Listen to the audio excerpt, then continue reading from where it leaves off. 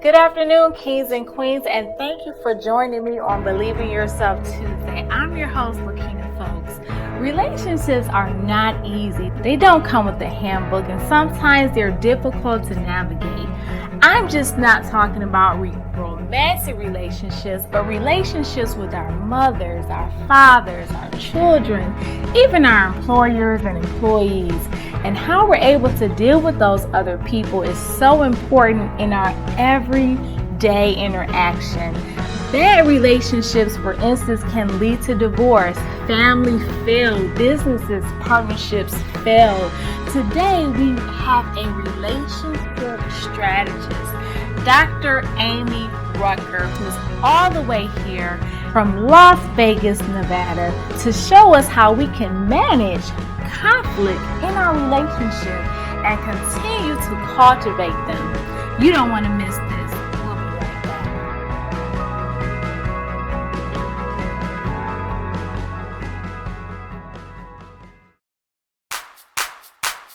One, two, three, four.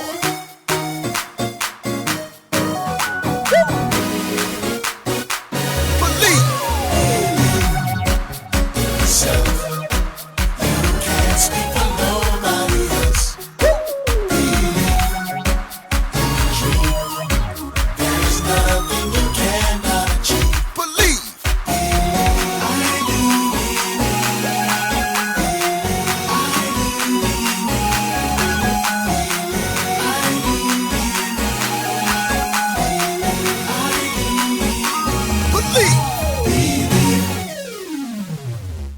All right, so welcome to the show, Believing Yourself Tuesday. Dr. Amy Rucker, all the way here from Las Vegas, Nevada. Hi. Thank you so much for joining me on today. Thanks for having me. Yes, so you're a relationship strategist. Tell us what that is and how you help people. So, to keep it simple, I simply help people win at relationships. Oftentimes, we deal with the surface level of a thing, but I help people really get to the root so that we can eliminate problems in relationships altogether. Wow, awesome. So how do you do that? There's a plethora of ways. So, we have people that come for infidelity recovery, narcissist recovery, premarital counseling, marital counseling, relationship maintenance. A lot of times people don't realize that even though you're in a relationship, we get coaches for our business, we get coaches for ministry, all this type of speaking. But how often do you get a coach for your relationship that maybe you just need somebody that you could brain dump or do different things with? And so that's part of what I do too. So I have opportunities to coach people so that they every 6 months, every 3 months, or monthly, if they just want to come and say, hey, I need somebody to talk to so that can help show them their blind spots. Wow. I do some of that too. But not only that, we do the dynamics of family as well. Okay. Helping parents that maybe co-parent and they're having the communication lapse or issues. So we definitely tap into some of that as well. So it's a plethora of things. That's amazing. I never really heard of that, a relationship coach. You know, you hear of the marriage counseling, but relationship coach with the family is not just counseling. It's like you have an actual coach coaching you. So it's weekly or just like a regular coach. Mm-hmm. Right? And so it's just as needed. So sometimes like, hey, if I need to come every month, and there's groups coaching though, where maybe you're just in the dating phase and you're single and you want to try to navigate before you're getting in a relationship. So that's some of the ways that coaching come into play, where you're not just saying, hey, it's one-on-one like counseling, which I do, but it's more so the coaching where it could be a group setting where it's a bunch of plethora of people together. Oh, okay. That's nice. That's really nice. So do all types of people seek your advice, and do you help? And so you do help more than just couples, like you said, the families, the children, single people. So you do all coaching with relationships. What about business coaching? You do that too? I do. So I know we're going to talk about that a little later, but we're going to stick to this relationship stuff. Yeah. And so as it relates to who I help, all types of people do come. Maybe you're a widow and now you want to get back into the dating phase. So the like love again. See, people don't think about those people. Like, what if I'm starting over and it's a divorce? So we have divorcees, people that are they're tired of getting relationships wrong and they're single. So now they want to come and like, look, let me get some help so I can see, why am I attracting certain people constantly? Why do I keep getting these results? And so those type of people come, but couples too.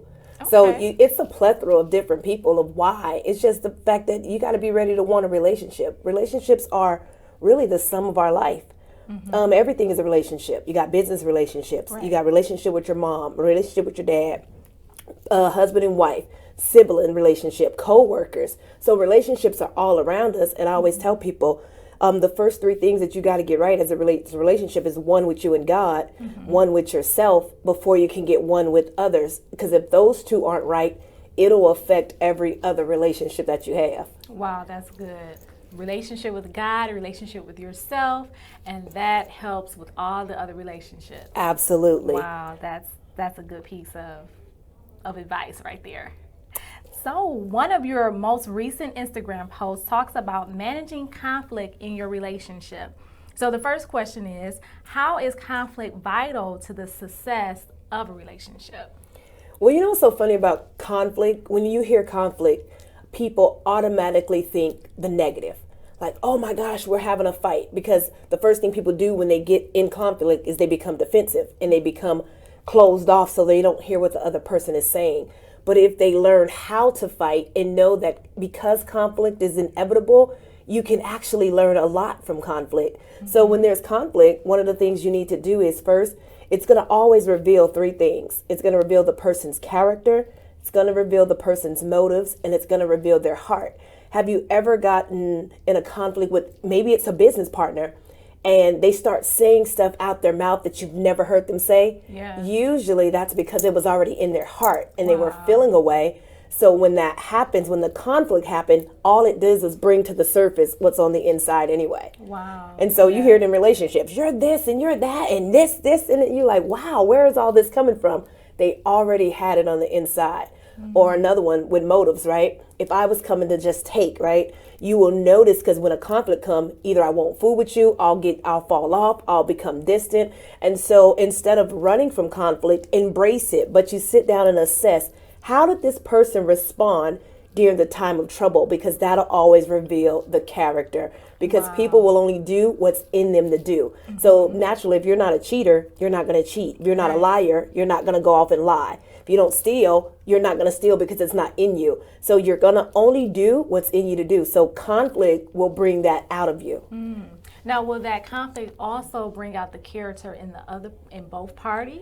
Absolutely. So conflict, it's going to, so each person is a mirror. So I'm seeing how you respond and you seeing how I respond. Do you yell? Do you get upset?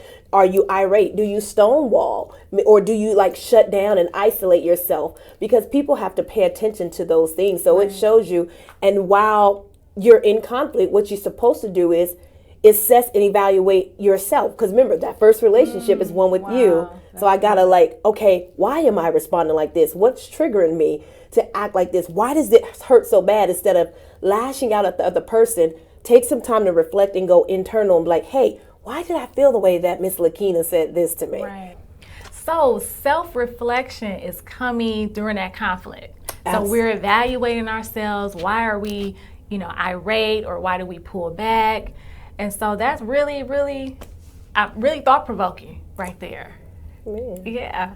Wow. So the second thing is, how do you set rules on how to fight in your relationship? Wow, that's a really good question. I don't think people even realize how critical setting rules to fight at the beginning, right? I'm talking about all the way back to the dating phase. Usually people only ask surface level questions, which then leads them to a bunch of conflict later. And so how you set rules is, what are those things that you would think is a boundary or something that, like, look, I can't tolerate that. And I'll give some examples of those. Not bringing up kids, like say, especially if you're a blended family, right? Yeah. So people will argue in front of the kids, causing the kids to choose sides. And so now they're absorbing all of this stuff and they're watching. And if you don't set those rules, then you have you just it's just stuff that will really explode and blow up later. Another one is not using stuff told to you in confidence during the fight. That needs to be one of the rules. Like if I told you something, bringing it up and saying, "Oh well, you're this and this and this," that will affect it. It kills the intimacy, it kills the trust, and it's definitely going to ruin the communication because the people are not going to want to tell you something else. So you really take the time to see, hey, what's a violation for me? What will make me feel really unsafe in this relationship, and set those rules and no low blows, right? Yeah. So that's kind of what it is. So you have to get with that person and really identify what's some stuff that you wouldn't, that would be a violation to you, and what's some stuff that would be a violation to me. Let's write those out and let's look at those things. Like switching up. Like one of my things is we have to communicate about situations. Right. A rule, do not let 3 and 4 weeks or 3 and 4 days go by when we haven't discussed maybe a problem that may be serious. So self-reflection also shows the character of a person during conflict. Absolutely. So with the character, what other characteristics will that also show? I know you talked a little bit about them shutting down. What would that really mean? A person shutting down, what does that really mean? What type of person they are? They just run away from problems, run away from things?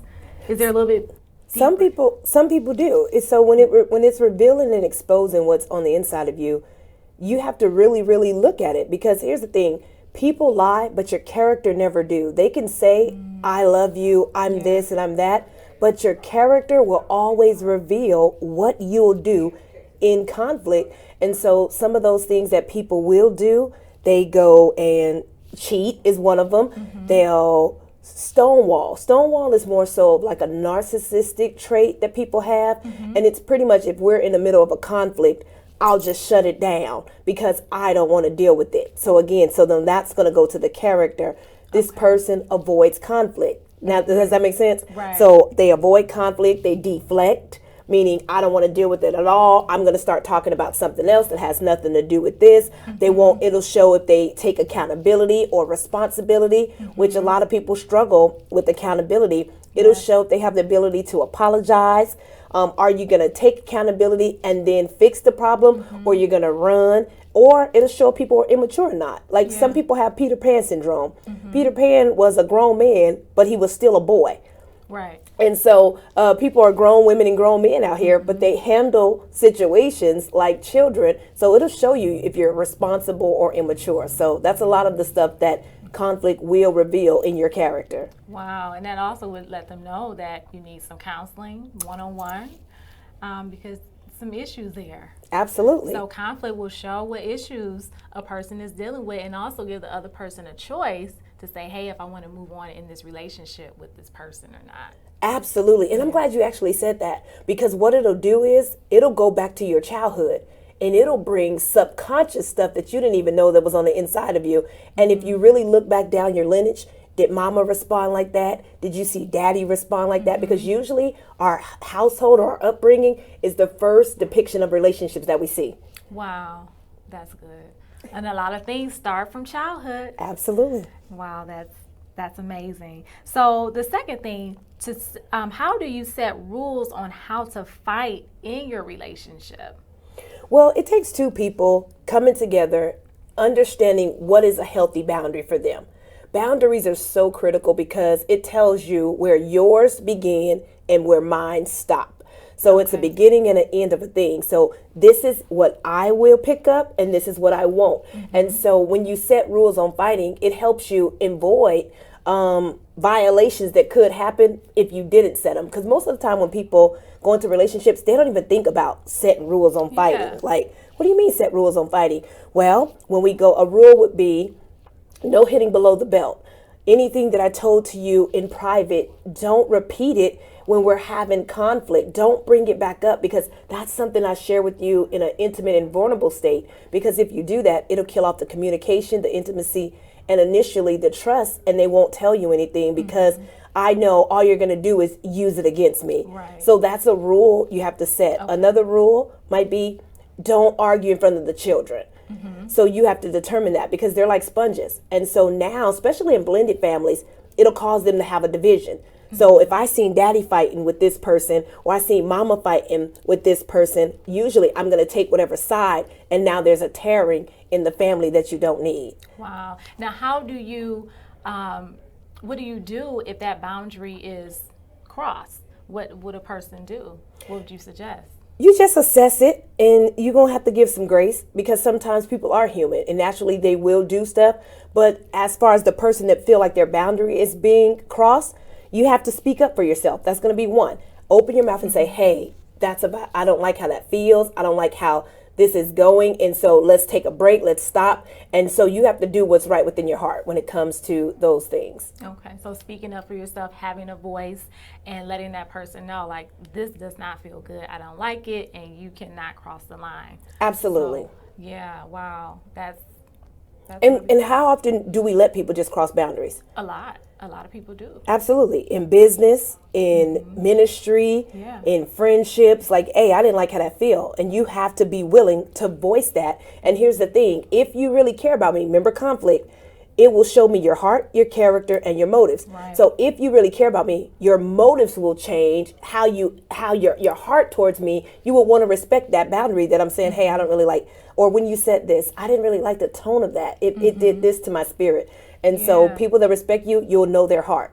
Wow. Right. And they'll be quick to apologize and say, hey, oh my God, I'm sorry, I didn't know. And correct it. Yeah. But then if they say, well, and give an excuse, well, then you've seen their character. Wow.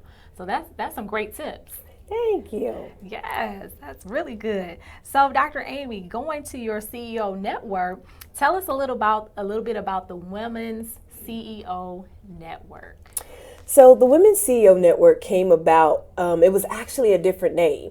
And so during the pandemic, I was helping women start businesses, write books, launch digital products, programs, and generate a side hustle from their living room or their kitchen table with a laptop and a cell phone, because we had seen how the pandemic had affected so many families, and people were struggling to feed their families. And so God was like, look, you need to help these people pivot to an online space where you can help them make money.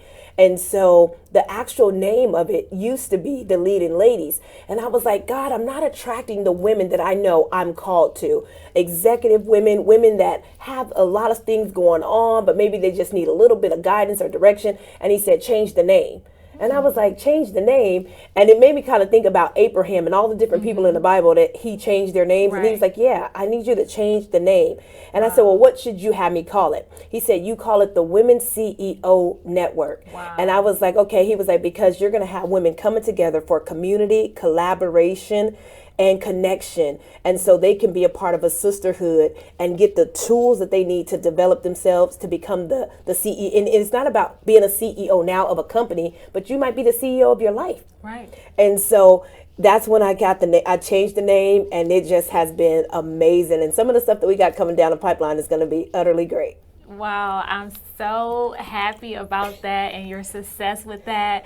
Thank you. How you have a network for women to come together, to collaborate, to just come together and, like you said, be a CEO over your life. Yes. And a lot of times you're not a CEO of your life. You let others be over your life and control what you do and what you don't do. So being in control of your own life is a job itself. Or taking control. Yeah. Like you said, a lot of people, they are people pleasers. Yeah. So they do everything for people. Even when it comes to like social media. I'm doing it for the gram, or I'm doing it for people. I'm doing it for likes. I got a car because of this. No, be the CEO of your life. And so that you could really get the life that God created. And so God actually gave me another word for it. We know that it's normally chief executive officer, but he said Christ elected officials. Okay. And so I was like, okay, God, Christ come on. elected officials. Yeah. Okay. I like that. Listen, thank you. That is amazing. So, Dr. Amy, I do want to just thank you for coming on the show today. It's been a pleasure. Let the audience know how they can connect with you, social media, your websites, all that good stuff. And then at the end, just give them some type of hope, something, would take to believe in themselves and what they're doing, taking control of their life, whatever you would have on your heart to say to the audience on today. Absolutely. So listen, you guys, I can be found on all social media outlets. On Instagram and Twitter, it's going to be I am Amy Rucker. On Facebook, it's going to be Miss Amy Rucker. My website is amyrucker.com. I do also have Dr. Amy Speaks if you are looking for speakers. And so to leave you guys with this, I'll say this. Everything you ever will be, you already are. So that's the whole power of believing in you. So I wrote a special poem that I want to say. Do you mind me saying that for the people? Ahead. So it goes like this. If you believe it, you can achieve it. It all begins with you. Just strap in and buckle down and do what you have to do. Let nobody tell you you can't. You can do anything you imagine. Just stay strong and keep the faith and watch the impossible happen. For if you say, I can do it, then it is already done. Just hold on tight, continue to fight until that battle is won. Don't hold off till tomorrow what you can do today. You have to begin your journey right now to pave your future's way. For no dream is impossible. And yes, they do come true. But like I told you before, it all begins with you. There's going to be ups and downs and trials will come your way. But face them head on. You have to stay strong. For that is just a delay. Choose your own destiny and chase all of your dreams, because you never know which one will make your life complete. In life, we all have purpose, and our dreams we must pursue. But if you believe it, you can achieve it. But it all begins with you. Wow, that poem was absolutely beautiful. Thank you. Well, thank you again so much for joining the show today. And thank you, kings and queens, for tuning in with this week's Believe in Yourself Tuesday. And I hope that you take some of what Dr. Amy Rucker has said on today. Take control of your life. Be the CEO of your life. And relationships, yeah, they're hard, but don't allow people to overstep their boundaries. And you set those boundaries for yourself and others on what lines they can and cannot cross. And you have the strength. Believe in yourself. Dream. You can do the impossible. And always remember, everything you need is right there inside of you. All you have to do is believe in yourself. Have a great week.